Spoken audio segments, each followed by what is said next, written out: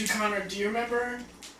I remember very clearly. I'm sure Eric does too. But do you remember the evening that we met? Of course, man. Yeah.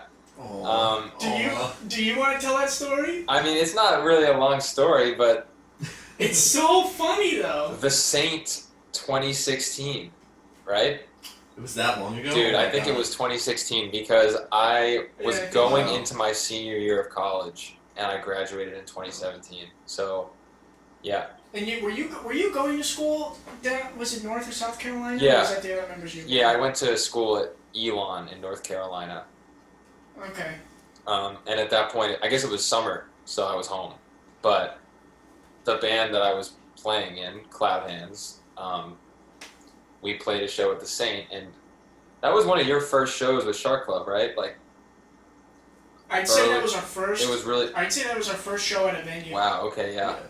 Very early for us. Yes. Yeah. So that's really how we met. It was really funny because then we kept in touch like minorly, like as bands do, you know.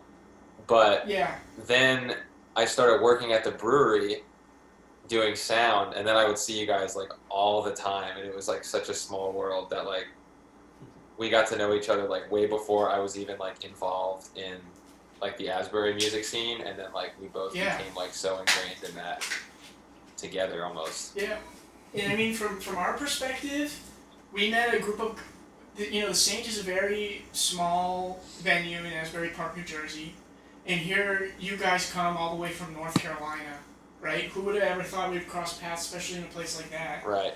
But you were so friendly to us, we were so friendly with you, but I think we also really bonded over the fact that the opening act that night. Oh my god, I forgot about that. I totally forgot. How could you guys forget? That's what I was trying to get you to talk about. I totally forgot about that. Wow, that all just came rushing back to me. I don't know if we should name names. Maybe. Do you think it's even? Dude, I don't even know if that guy's still alive, to be honest with you. I don't. You don't want to name names, but their name was so great. It says so much about who they were. Oh my god. Oh yeah, now I remember the name too. It was a play on words.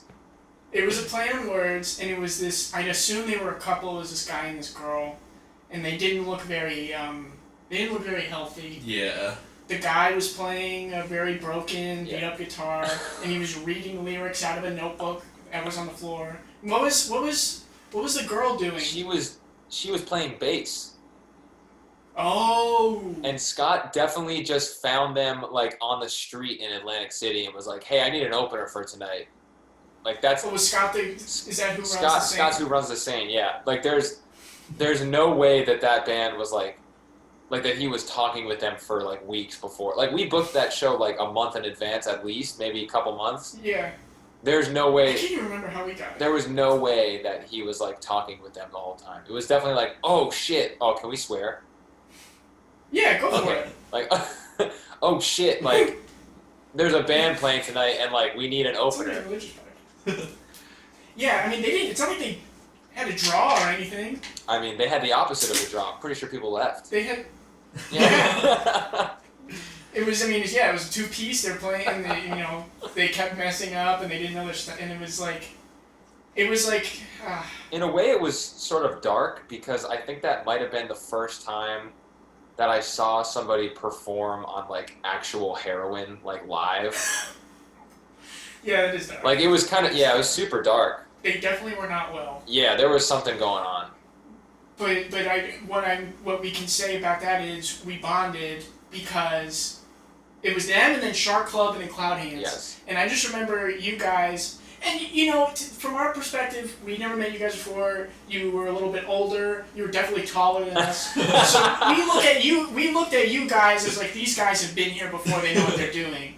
And you guys came up to us and said, "Hey, we really cannot wait for you to get up there." And it was half of you were being genuine and also half of, man, these people need to stop playing music. Yep.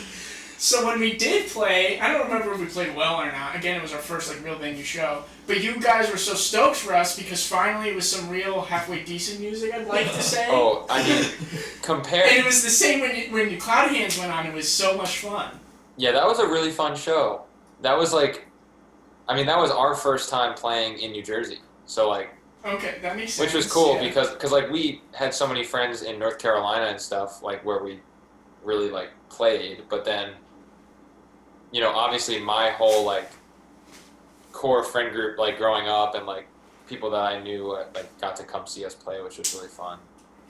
Yeah, it's good. I was curious. So, are you from Jersey originally? Yeah, so I grew up in Toms River. Okay, because I was gonna say Cloudhands had a really impressive. Yeah, I mean, the fact that there yeah. was anybody there. For Yeah, exactly, surprised me yeah. because you kept saying you were from North Carolina. Yeah, no, we just kept saying that to make us look more legit. It's like, yeah, we have a fan base here. It worked. No, and then I think you guys played Pity Love like 3 times in a row. We played it twice because so we played this. You know how the Saint is. Like we played our set. We barely had. We were fairly new band at that point too. I mean, we had only put out one EP. We had a 3-song EP that we put out, Yeah. and then we had 2 other songs like written at that point. So we had like 5 songs that were like, but the other 2 songs were like live sessions that we put out that wound up making it on the next EP. But at that point, we really only had 5 songs like out for the public to hear. So, Mhm. and then we had like Pity Love was one of the songs on the next EP, but it was like a brand new song at that point. So we really only had like I think 7 songs or something like that. And like the Saint wanted us to play for like 45 minutes, so like we couldn't fill that time. We didn't have enough songs. We played a cover that no one knew because it was just like a song we liked, but like we just pretty much passed it off as our own. And then when we were done, the Saint is like so hard set on like the headliner, the last band. I shouldn't even say headliner. The band that plays last to then play an encore, which like for bands at our level was just like so ridiculous. But anyway, so we were like, we literally have no other songs, and like I don't. Yeah, you said it into the mic for everybody to Yeah, hear. and I don't think anybody was like, they're like, you're bluffing. We're like, no, we really aren't. Like, this is literally all we have. And then we're like, all right, like, I guess we'll just play our favorite song again, like, which was that at the time, because it was like our newest one. And I mean, that was fun for me because when I heard it, I liked it, and then I never heard it before, obviously. So then you play it again, and I'm like, okay, I'm familiar with this song. Yeah, we can all sing. And your lead singer of that band and everybody's really energetic, but him most of all, he jumps in the crowd and he's spinning and he's singing with people. It was it was a really, really fun night. Zane is a wild man on stage. Zane is insane. And I mean, we meet that night, we play a show and it was great, and we actually take a group picture after because we really bonded that night, it felt like. And of course we went our separate ways, but you were right, we kept in touch. I mean, Zane specifically, him and I kept a really strong connection through social media. Mm-hmm. And then, I don't know how many more years in the future that was. It couldn't have been too far. No. But we started booking shows at the Asbury Park Brewery, which is a really fun place to play. And we walk in, and who but Connor we only knew you of Cloudhands at that time. Yeah. You were just there. And we recognized you right away, and you recognized us. We're like, dude, how are you? And you're like, man, I'm doing sound. Are you guys on this bill? Yeah. And then that was really awesome. That was cool because just to see a familiar face. Well, yeah, and it kind of like sparked a friendship too, because like then we got seeing each other like all the time, which was awesome. It was really awesome, and I'm sure you had a lot of really great other experiences from working really cool shows there you were able to share with us. And I mean, while we don't really live in Asbury Park, I went to school in that area, we had commonalities or similarities, and we could share stories about that scene. Yeah. Which also brought us together. I value our friendship for those fun stories, for those memories, but also just because you're a great guy. Oh, well, dude, Russell, so are you, and Eric too. I don't know if I'm hearing Eric too well. I'm just being quiet. Oh, he's just being. Can you hear me when I talk? He's just being quiet. But usually what happens is I talk too much, and I don't let him speak, and I apologize. Yeah. No, it's okay, Russ. It's we're still new to this podcast thing, and I struggle with like trying to find good places to interject and still have like meaningful things to say. When he does talk, Connor, it's earth-shattering. It's gonna blow my socks off. Yeah, I'm also a big talker, question. so like.